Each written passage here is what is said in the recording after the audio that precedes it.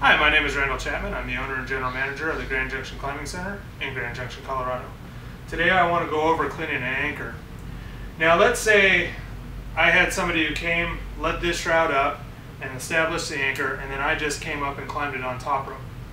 When I get to the anchor, what I want to do is I want to first tether myself off to it.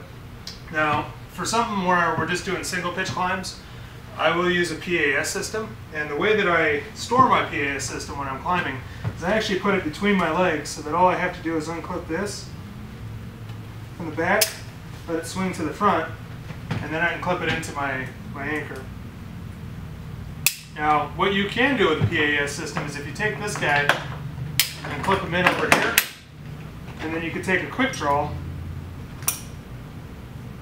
clip through here, and then clip to here. Now, I'm on a 2-point anchor when I set it up this way. So this just makes it a little bit safer. Now what I want to do is I want to break down this entire anchor and make it so that I can rappel off of the fixed gear without, putting myself at risk. So the first thing I want to do, I also don't want to risk dropping the rope. First thing I want to do is I want to start pulling some slack up. And I just tie, like a figure 8 on a bite. Any sort of loop will do, but just take that and clip it back somewhere on your anchor. And this is important because I'm going to untie my rope now for myself. And when I do that, if I were to drop the rope, I'd lose it. But if I put this in there, I don't have to worry about it. So now I'm going to just take and untie for myself.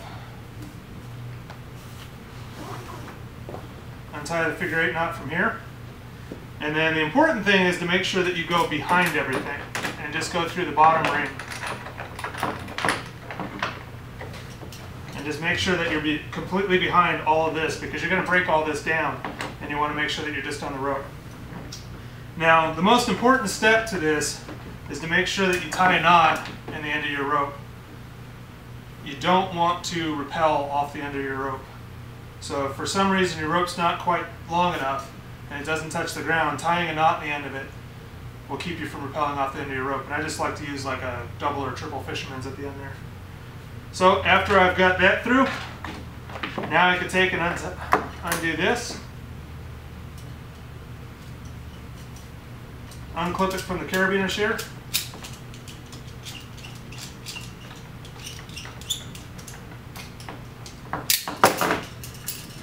I got loop through, no. And then I'm just going to take and pull this till I get to half rope.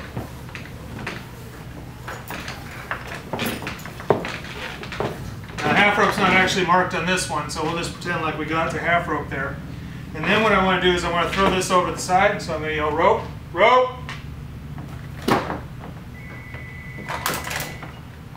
Now, with my belay device,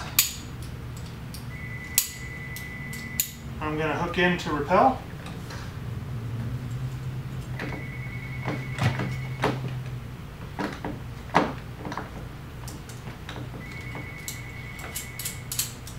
Now what I like to do is I like to double check and make sure that I'm really on before I start disconnecting myself. So if I just kind of pull up, lock off, and kind of sit back on that, all this is loose, I'm good, I'm on. I don't have my partner here to double check me like we do in the beginning before you start climbing. So this is just kind of my double check before I start to unhook everything.